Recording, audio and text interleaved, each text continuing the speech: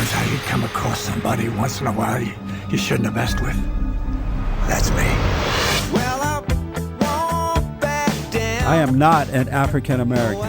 You're an Oreo cookie, white in the inside and black on the outside. I don't have an afro, I have an Amerifro. Talking that idiotic stuff you talk about, I will slap you. Go ahead. Make my day. Black as the ace of spades, but 100% American. Heard around the world by everybody and their mama. The Jesse Lee Peterson Radio Show. Uniting the races with truth instead of dividing them with lies. We're also rebuilding the family by rebuilding the man. I'm Jesse Lee Peterson. I have with me for the first half hour here a very, very interesting man and a very interesting book. And if we can, we will get in some calls for you at 888-775-3773. I've seen Edward Klein on Sean Hannity's show a couple times talking about his brand new book, The Amateur Barack Obama in the White House. I think that we're very fortunate to have him here on the show this morning, so I want to get right to him. Edward, welcome to the show, sir. It's my great pleasure to be with you. Do you want to be called Edward or Ed? Ed. Please call me Ed. Okay, I appreciate that. I have to tell you, I'm glad you're here. I saw you on Sean's show a couple times, I think. And I got to ask first, great book, by the way. You're also the author of a New York Times bestselling, The Truth About Hillary Clinton. But how did you get Jeremiah Wright Jr.? How did you get an interview with him? And how did you get him to be so, what appears to be honest on audio tape? I spent a great deal of time researching and interviewing for this new book of mine called The Amateur Barack Obama in the White House. And in doing so, I made several trips to Chicago and became friendly with a number of members of the African-American community there who I'm glad to say have become my friends. Yes. And among these people, there were some who urged me to go and speak to the Reverend Jeremiah Wright Jr.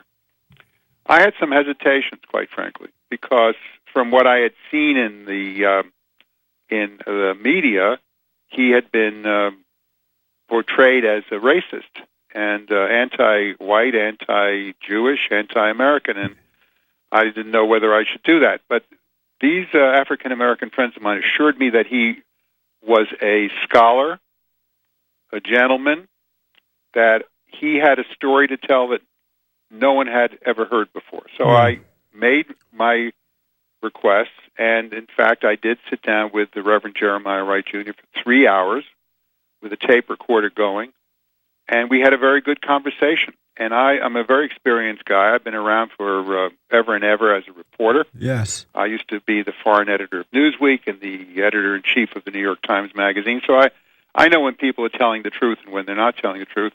And I have to tell you, I felt that Jeremiah Wright was telling the truth during all 3 hours. I had him on tape, in which he told me hair-raising stories about his times with Barack Obama. That's amazing. Do you get the impression that he's angry at Obama? Yes, but in a contained sort of way. And, not so that he's lost his sense of proportion. And what is he angry about? He feels that Obama had spent 23 or 4 years using him as his mentor politically, psychologically, in terms of his identity as a black man, and spiritually, moving from his background in Islam to Christianity, that at every step of the way, Jeremiah Wright was there for him and for his marriage. He married Barack and Michelle, right, and counseled them on their marriage. And that when finally the media went bananas and really took off on the Reverend Wright and used the snippets from his sermons denouncing America, GED America and things like that, chickens coming home to roost, Yes. that Jeremiah Wright didn't give, Obama didn't give Jeremiah Wright any chance to explain himself, but simply threw him under the bus and disavowed his relationship with him and treated him like a pariah. This was after, years and years of Wright being almost a father figure to Obama. Obama said that Jeremiah Wright Jr. was like an uncle to him and that he could not denounce Jeremiah Wright Jr. Did he mean that, or just as something he was saying? I think it was something he was saying, because the fact of the matter is Obama turned to his best friend, Eric Whitaker, who's the vice president of the University of Chicago Medical School, a guy who plays basketball with Obama, goes on vacations with Obama, travels with him, golfs with him, is his closest buddy. And Eric Whitaker sent an email to Jeremiah Wright offering Jeremiah Wright $150,000 if he would stay silent during the 2008 campaign. And Jeremiah Wright saw that as an insult. He turned it down. By that time, Obama had made his famous race speech in Philadelphia called A More Perfect Union, I think, in which he did say that he didn't agree with positions that Jeremiah Wright had taken. And then secretly he phoned him. Obama phoned Wright and said, "I want to meet you in a secure place." And Wright said, "What do you mean a secure place? You've been to my house 1,000 times. That's secure enough." Yeah.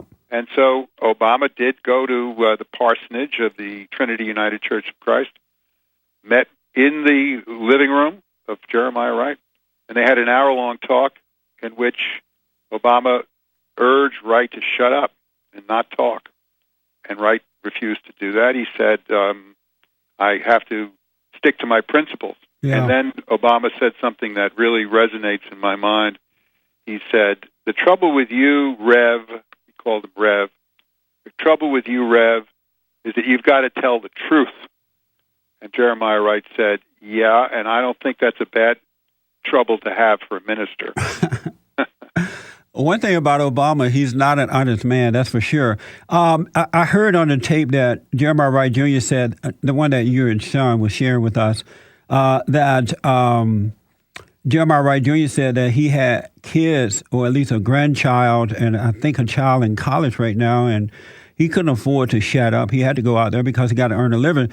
But to me, $150,000 wasn't enough to offer him to shut up. Did he turn it down because the money wasn't enough, or what? I think he turned it down because he did not want to shut up. Yeah. But in fact, he did shut up. That's the thing that's not doesn't come through on the tape recording. But after giving a couple of speeches, one to the NAACP and another one to the National Press Club, yeah, I remember. He stopped talking for the rest of the campaign. And why did he stop? I don't know the answer to that question because we didn't get into it. But from what I gleaned from my 3 hours with him, yes, he has a lot of friends in the Christian ministry, people who he's very close to, right? Who are his gurus, who are his mentors, and I think they felt that it would be wise for him to remain silent and not make himself the issue of the campaign. Let me ask this about Jeremiah Wright Jr., and then we'll move on here because time is running fast and so many things I want to ask you. Is Jeremiah Wright concerned that Obama will not be reelected as a result of these tapes? Because you have his voice. You have him on tape saying these things, and that is going to hurt him come the election. Is Jeremiah Wright concerned about that? Does he want Obama out of there? Well, I think if he has his druthers, I think he would like to see a black man in the White House. I think Jeremiah Wright is a preacher of black liberation theology, as you well know. Yes. And I think he feels very strongly that he's proud that there's a black man in the White House. But at the same time, he's ambivalent about it, because he feels that this man, this Obama, is not any different than any other politician and can't be trusted. 888-775-3773. Back in a moment. Ed Klein is with me. Back in a moment.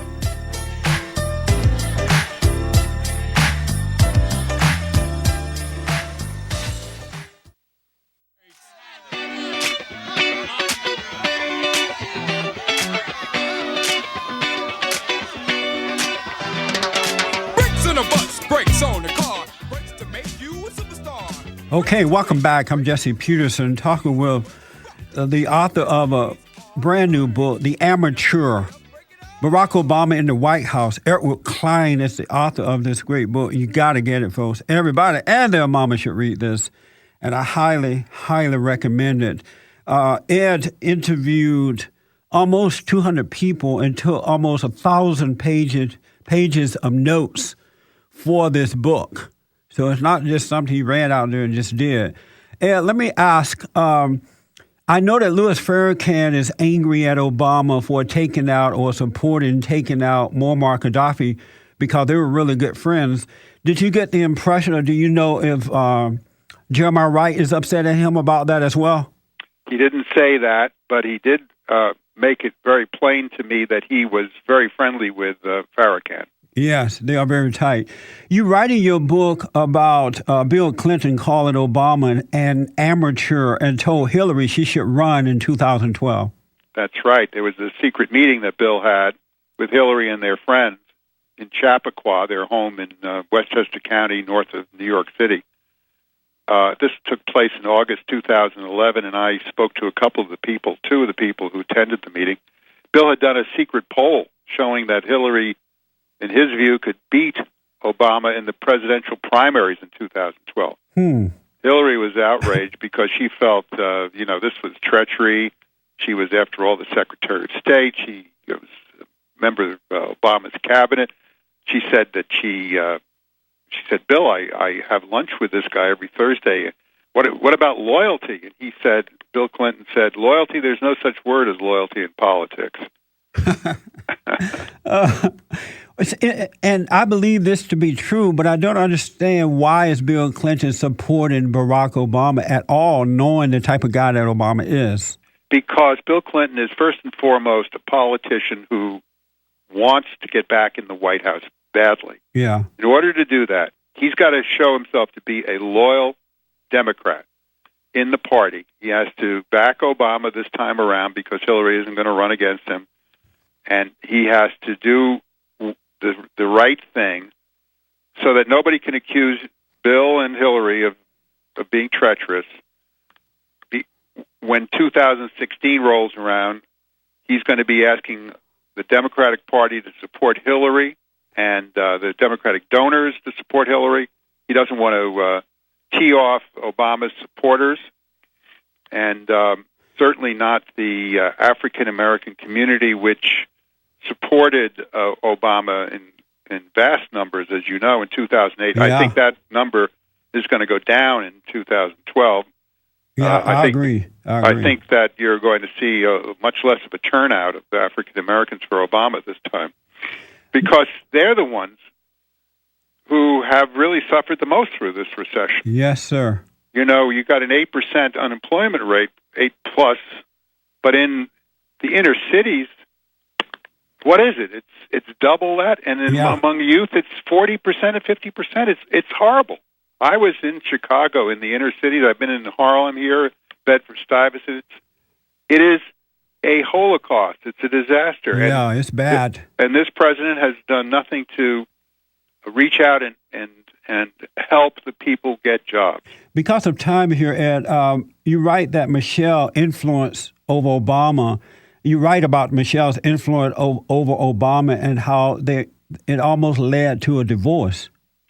Yes, well, that was way back in the year 2000 when Obama challenged Bobby Rush, former Black Panther, for his congressional seat. I remember that. Everybody said, don't do it, don't do it. And his wife, Michelle, said, don't do it. We can't afford it. We're in debt.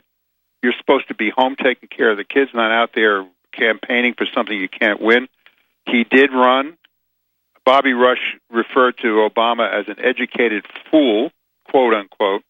He beat Obama handily, after which Barack Obama was deeply in debt. His wife was really upset that he had done that, put them even further in debt, and upset the stability of the family. And she told her friends, and he confirmed this, that they were seriously talking about getting a divorce. Amazing. They went to the Reverend Wright for counseling, patched things up. But ever since that time, the importance of this is ever since that time, Barack Obama, who is, I think, at heart afraid of his own wife, Yep. has not taken a single step in politics in either deciding to run for the Senate or deciding to run for the presidency, or after winning those elections, making policy decisions without conferring with his wife and making sure that she's on board. Amazing. Now, this story, you write about Michelle Obama and Oprah's relationship. I wasn't surprised by this at all because you have two big egos there, and I just wasn't surprised. Talk about the fallout between Michelle and and Oprah. Well, Oprah was instrumental in helping him get the nomination over Hillary Clinton. Absolutely.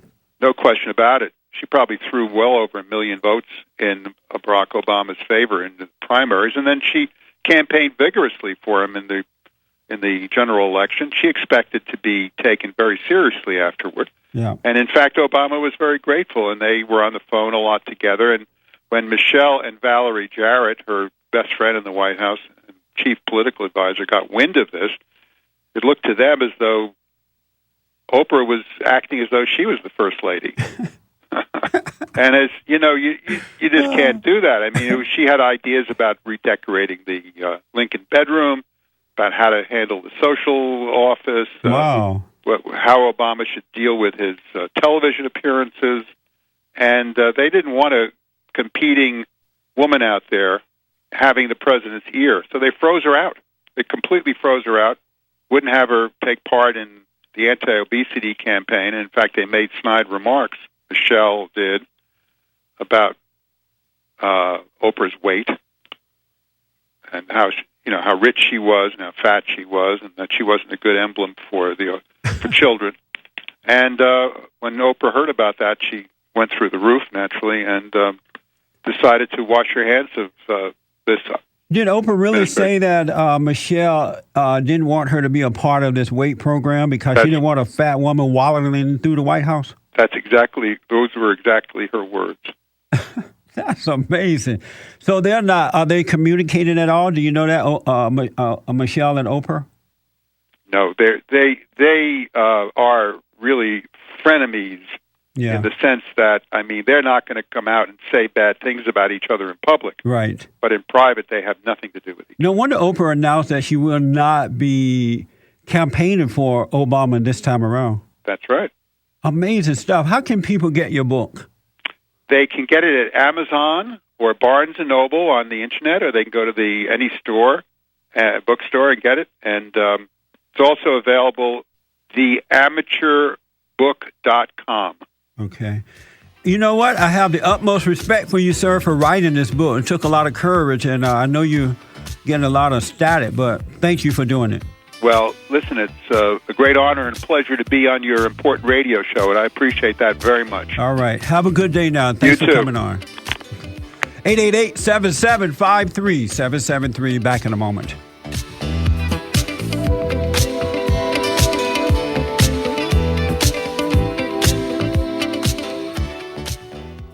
This has been the Jesse Lee Peterson Radio Show, produced by Bond Action. To access the full version of this show, visit us on the web at bondaction.org.